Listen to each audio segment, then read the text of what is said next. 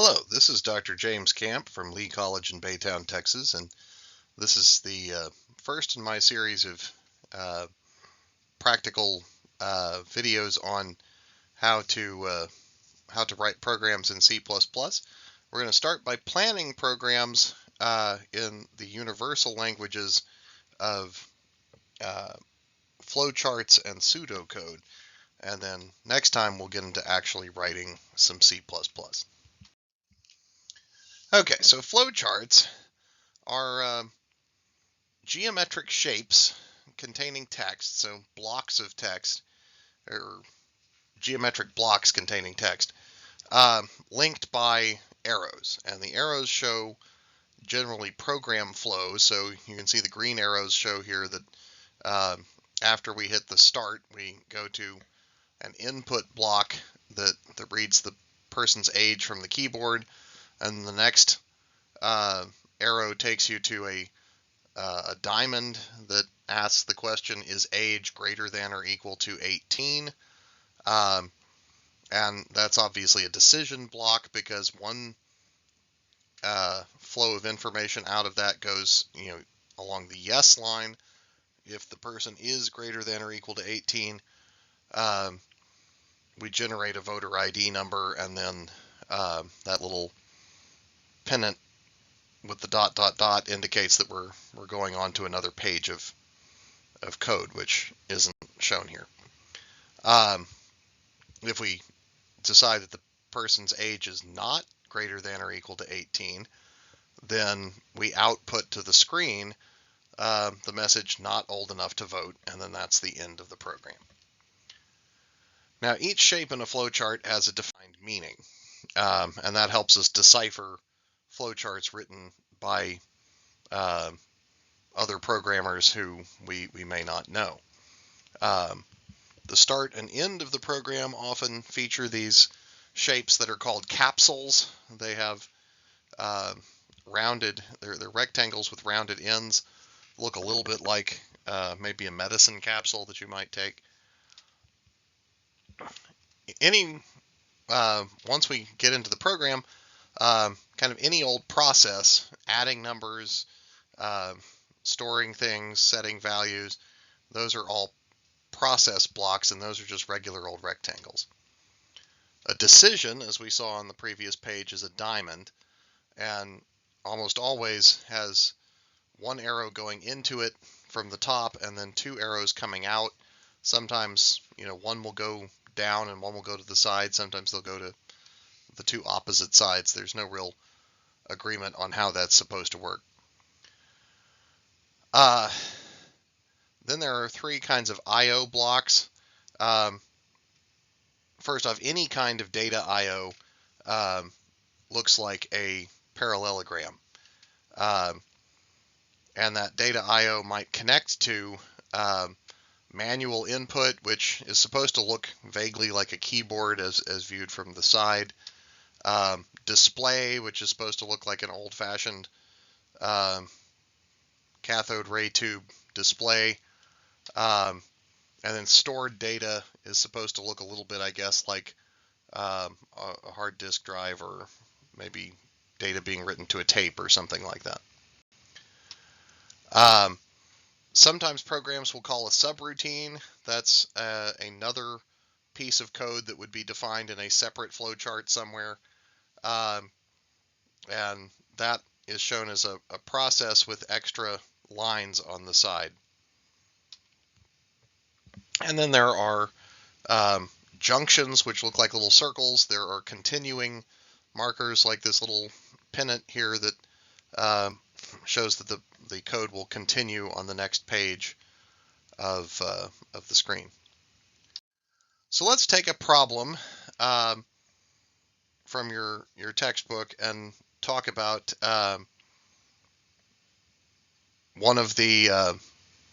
this is one of the sort of textbook problems in computer science, figuring out how long does it take to double the initial investment at a particular annual interest rate. Okay, we obviously start with start. Then we're going to need to take some information from the user. We need to input the initial amount of the investment, and then we need to input the interest rate at which we are continuing to, we're compounding interest. At that point, we then have a process block. We're just going to set some values. We're going to set that year equals 0 and balance equals the initial amount. Notice that I'm abbreviating all of my variable names pretty heavily here. That's not a requirement for flowcharting, and in fact, it's probably a bad practice for flowcharting, but when you're flowcharting in Microsoft PowerPoint, you know, you only have so much room to write inside each of these blocks. So you can possibly do better when you make your own flowcharts, or maybe not. At this point, we're set up to start the calculation, so we're going to jump to the next page. And at this point, we have a sense that we're going to be looping back, okay, that we're going to be doing this process of adding interest multiple times. So we add a continuing or a junction circle for the loop back to connect to. Then we calculate the new balance is going to be balance plus balance times interest rate.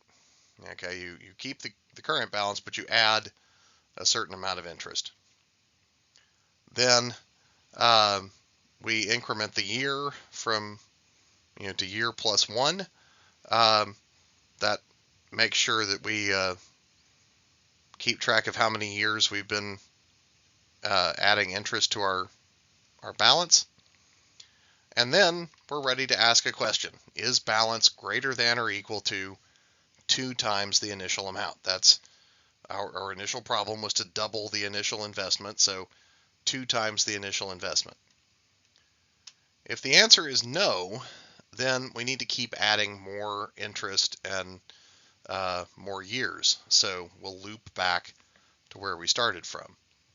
If the answer is yes, then we can just go ahead and output the year to the display so the user can see how many years it took to get to double that balance. Okay, so flowcharts are a handy graphical, visual way of displaying your algorithm, and many programs that I've seen printed in research journals show their program in some sort of a flowchart. But even more common is for people to display the gist of their program in something called pseudocode. Pseudocode looks a little bit like computer code, and it looks a little bit like plain English. It's sort of a hybrid or a compromise between computer code and plain English. You have code-like keywords that might be printed in bold or in all caps, while other processes are just described in plain English phrases. You will indent loop bodies and if-else bodies. You might reserve the equal sign for meaning that 2 things are equal to each other, and so assigning a value in pseudocode often has one of these symbols, colon equals, meaning gets value, or an arrow showing that one value is being assigned to another value. An example, going back to our voter ID example from earlier, we would input the applicant age. Note that I'm showing input as a code-like keyword. If age greater than or equal to 18, then we generate a voter ID number. We save the applicant to voter database. See, I'm writing kind of plain English statements here to explain what happens if age is greater than or equal to 18. Those would have to be elaborated in the program planning process to figure out how do we generate a voter ID number? How do we print a voter ID card? What does that look like in more detailed code? And then else, if the age is less than 18, we output you are too young to vote. There are some common computer programming keywords that I've often seen used in pseudocode. Input, read, scan, or get all have the same meaning, which is to scan the input and get a new value. Output, write, print, put all have the same value, same meaning, which is to put some output, to write or print some output out to the user. Input and output can be to the, from the keyboard to the console, like we've been doing so far. They can also be from a file. You can input or read from a file. You can scan a file. You can write to a file or put information in a file. Print usually implies writing to the screen or to a printer, not to a file. Okay, conditionals. If, then, else is a pretty common structure in programming. If you have some condition, if A is greater than B, then do something else, do something different. Sometimes you have particular cases that you're looking for. Case menu choice of A, do this, B, do that, C, do that, etc. While a condition is true, you can do a series of actions. Okay. Another way to put that is to repeat that series of actions while the condition is true. Less common is to say repeat until condition is true, because there's no programming language that I know of that has a repeat until. They all use while. So you repeat while something is true rather than repeating until something happens. For each X in list, do something. So that means, pick each value out of the list and do something with it. For X gets value 1 to 10, optionally you can say step 3 at a time. Or you can just, in pseudocode, say repeat n times, though again there aren't any programming languages that have just a repeat loop. You can say call subroutine, and in that case you might pass it parameters. And finally, there are some manipulations you can do to amounts. Increment means increase by 1. Decrement means decrease by 1. Increase, you can increase a variable by an amount or decrease a variable by an amount. We'll see that in our interest example. Okay, so let's revisit our attempt to double an initial investment. Translating our flowchart directly into pseudocode, we first get a couple of input statements, input initial amount and input interest rate. Then we're going to set year gets value 0, balance gets value initial amount. Then we're going to increase balance by the amount of interest, balance times interest rate. Then we're going to increment year. We're going to set year equals year plus 1. Then we're going to ask a question. If balance is greater than or equal to initial amount times 2, if we have doubled the investment, then we're going to print double initial amount in year and print out the year that we've calculated. Else, we're going to jump back to step 4 and increase the balance again and increment the year again and then check again. Now, you might notice that we've created a loop here. 7 jumps back to 4. This was common back in the old days of programming when people wrote programs in Fortran and BASIC. You would have these if statements that would jump to specific lines of code, and that's how you would create loops.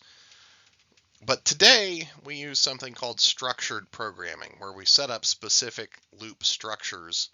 So let's see how we can revise that algorithm using structured programming. The two kinds of loops I've shown you so far are while and for. This doesn't really make sense as a for loop because there's not a certain number we're trying to count through or a certain number of times to do it. This makes more sense as a while loop. So how would we phrase a while loop here? We would say while the balance is less than initial amount times 2, we're going to want to do increase balance and then increment year.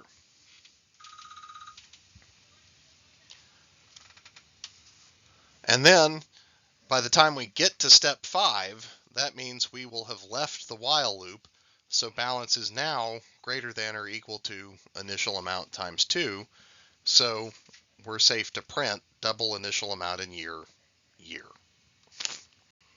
Okay.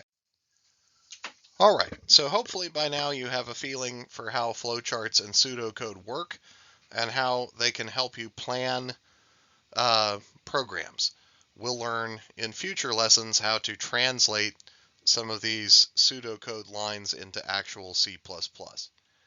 But the best way to learn how to do flowcharts and pseudocode is to practice making them. So you're going to try a program that a problem that's very similar to the one we just solved. It also involves interest rates, but this time it's going to have some minor differences to it to just keep you thinking. So a bank is giving you a car loan for $15,000. Lucky you. Okay. Unlucky you, it's got a 6.5% annual percentage rate. Okay. That means each month you're paying roughly 0.5% in interest in addition to your monthly payment. You want to write a program that lets the user suggest a monthly payment. They might take 15,000 and divide by 36 to see, how much, try to pay it off in 3 years. And it will determine how long it actually takes to pay off the loan, because it won't be taking 15,000 and divided by 36 is not going to actually be 36 monthly payments, because that doesn't take into account the interest. So you're going to write a program that steps through 1 month at a time and calculates how much interest is as the loan accrued and how much does it get paid down in that month, and keep going. So this works a lot like the how long to double an investment program we've been working on, with a couple of changes. There's an extra step. Each month you're going to increase the balance by adding interest, but then you're going to subtract the monthly payment. So hopefully the payment will actually go down every month. Otherwise you're never going to pay it off, right? So the monthly payment has to be at least the amount of interest, or you're never going to pay it off. And the end result we're aiming for is a balance less than or equal to 0 instead of greater than or equal to twice the amount. The other major difference is that we're going monthly in this case, so we're going to have to take our interest rate and divide it by 12 to get a monthly rate. Okay, so I'm going to set you loose to work on that problem. Develop a flowchart for this. Use the one we did in this lecture as an example and modify it, and then develop some, translate that into pseudocode, and good luck.